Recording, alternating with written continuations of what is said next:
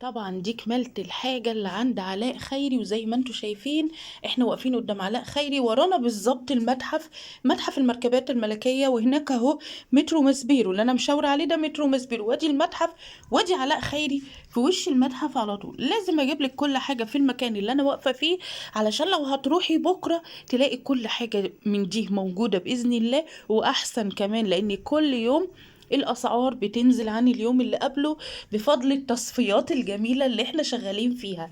تمام تمام. معانا النهاردة بلوفر أو بادي من الحاجات الحلوة دي، كلها ماركات أوروبية زي ما انت شايفة كده، عامل 65 جنيه الأمارات دي كلها.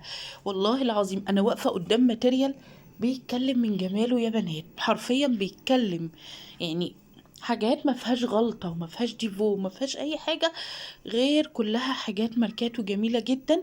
والحاجات دي حرفيا معروضة في شارع 26 يوليو من 85 وانتي طالعة بقى، فاهماني؟ حق الله والله العظيم، يعني انا ممكن اقولك من 100 جنيه، لكن لا، انا شفت حاجات شبه كده قوي في شارع 26 يوليو برضو على الرئيسي، في المحلات اللي على الرئيسي. رغم ده على الرئيسي اهو في موقع كويس جدا قدام المتحف، يعني في موقع يميزه جدا ويخليك يعلي في الاسعار، بس هو بصراحة حد كويس وبيتقي الله في الاسعار. ودايما يعمل، بقول لكم، ستاندات كده على جنب بتبقى اسعارها اسعار دلع وجمال يعني وسعادة يعني. لسه انا عاملة فيديو على القناة التانية، فيديو من ساعة، هسيبه لكم تحت الفيديو ده برضو في اول تعليق مثبت عشان تدخلوا وتستفيدوا. الفيديو بقى اللي بقول لكم عليه ده، بقول لكم فيه اسعار متفرقه، يعني من 75 ل 35 ل 65، فاهمني؟ في كذا سعر كده حاجات، وستاندات دلع كده، بقول لكم انا بسميها ستاندات الدلع، بيبقى كاتب عليها سعر 35، ساعات 25. ملابس البيبي دي ساعات بتوصل عنده 25 جنيه قطع قيمه جدا، اللي هي بنشتريها ب 100 وب 150. وانتوا عارفين كلامي ده ان اغلى قطعه ملابس في الدنيا كلها القطعه الصغيره قوي دي بتاعت الاطفال. معرفش ليه، يعني انا ممكن اشتري بلوفر ليا ويعجبني جدا ب 200 جنيه جديد يعني، وممكن اشتري لابني سويت شيرت وابني عنده 6 سنين ب 250 جنيه، معرفش ازاي. انا معرفش ايه الفكره، بس هو ده الواقع، هو ده الواقع، وبنضطر نشتري عشان ولادنا. علشان كده بقول لكم الحاجات بيكتب عليها، ملابس الاطفال يعني اللي بقول لكم بيعمل لها ستاندات كده على جنب، بيكتب عليها سعر قوي جدا، ساعات 25، ساعات 35. يوم ما بتغلى قوي وبتبقى حاجات قيمة جدا وكلها ماركات أوروبية، يوم ما بتغلى قوي بتبقى 45 جنيه، واخدين بالكم؟ يعني سعر كده عبيط يعني.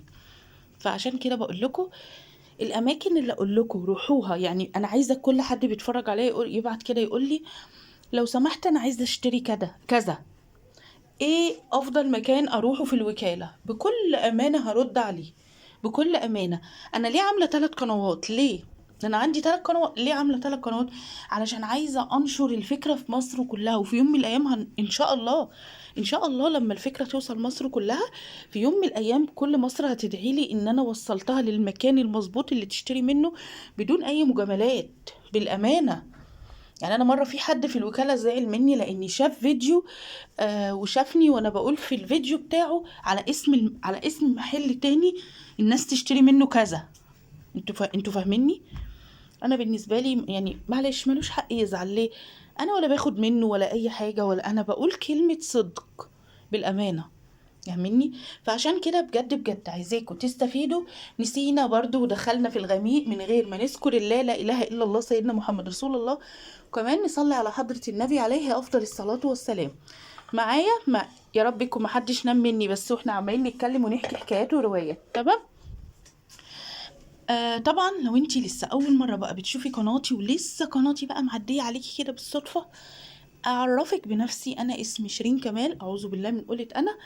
عندي 3 قنوات، والحمد لله الحمد لله ال3 قنوات بدأت تبقى عليها تفاعل كويس، الحمد لله بفضل الله.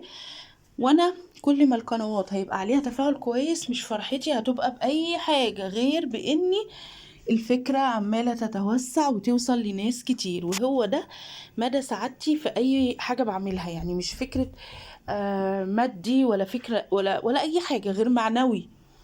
أنا بتبسط انبساط معنوي، أنا مش من الناس اللي بتجري ورا الماديات خالص، بالعكس، بالعكس تماما عن أي حد. انا ببقى في غاية سعادتي لما حد بيستفاد مني من غير اي مقابل. يعني انا ببقى مبسوطة قوي قوي بالافادة من غير مقابل. يعني انا ببقى مبسوطة لانبساط الشخص اللي هو استفاد، فاهمني؟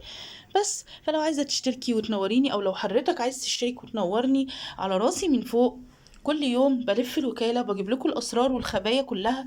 كان في شخص سألني على حد، يعني راجل محترم، على راسي من فوق، سألني على الجواكت الرجالي. الجواكت الرجالي هما 2 في الوكالة، علاء خيري ده وكمان في خالد وتامر. الاتنين حضرتك هتلاقي ارقامهم تحت اي فيديو ليهم، تمام؟ يعني الفيديو ده هتلاقي رقم علاء خيري تحتيه. عنده جواكت كتير، بس انا ما شفتش عند علاء خيري جواكت جلد بالامانه. مين اللي شفت عنده جواكت جلد؟ خالد وتامر، اللي انا قلت لحضرتك عليه في التعليق. فلو بعت لك فيديو لخالد وتامر، هتلاقي تحتيه الارقام. اتفرج على الفيديو وكلمهم حضرتك واستفسر هل الجواكت لسه موجوده ولا لا، لان كانوا بيقولوا ان خلاص اخر جمعه الجايه هيشيلوا الشتوي او حاجه كده، تمام؟ علشان حضرتك برضو قبل ما تروح انا افضل دايما مكالمه. ليه؟ نعرف الكوليكشن ده موجود ولا لا، نعرف الكوليكشن ده راح فين جه منين، فاهمني؟ يعني كل ده انا بحب اعرفه قبل ما اتحرك من بيتي. ليه؟ ما اروحش على الفاضي مثلا القى الكوليكشن يتشال، هوب، خدت انا دعوة وحشة من غير ما يكون ليا اي ذنب. يعني ما كنش عارضة حاجة زي كده النهاردة، انا لسه كنت عندهم النهاردة، ما كنش عارضة حاجة زي كده مثلا، وتيجي انتي بعد 10 ايام تتصلي عايزة تلاقي حتة زي اللي في ايدي دي. طب ما هي ممكن تكون اتباعت، انتي فاهماني؟ شايفين قد ايه الحته دي ماتيريال رهيب رهيب رهيب، كانت جميله قوي قوي. الحاجه اللي تلاقوني بقلب فيها كده بجد تعرفوا ان هي يعني نالت اعجابي وخدت عقلي كده، والله العظيم من غير اي مجامله. ففعلا الكوليكشن كان فوق الرائع والله يا بنات، فعايزاكم عشان كده تجروا.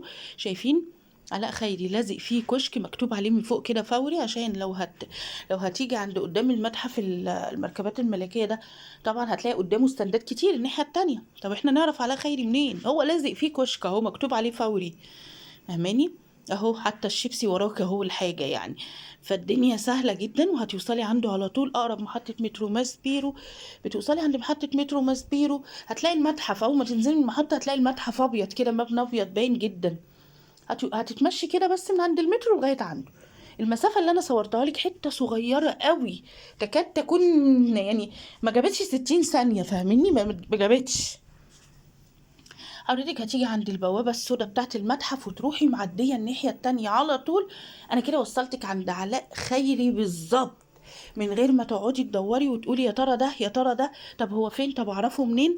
لا، أنا كده أول ما تيجي عند البوابة السوداء بتاعت المتحف اروح معديه على طول قدامي كده الناحيه التانية، هلاقي اساسا الكشك وعلاء خيري بقى، وكل حاجه علاء خيري اللي هتبهرك باذن الله، وهتتبسطي جدا جدا منها، وهترجعي مقبوره وهتدعي لي باذن الله.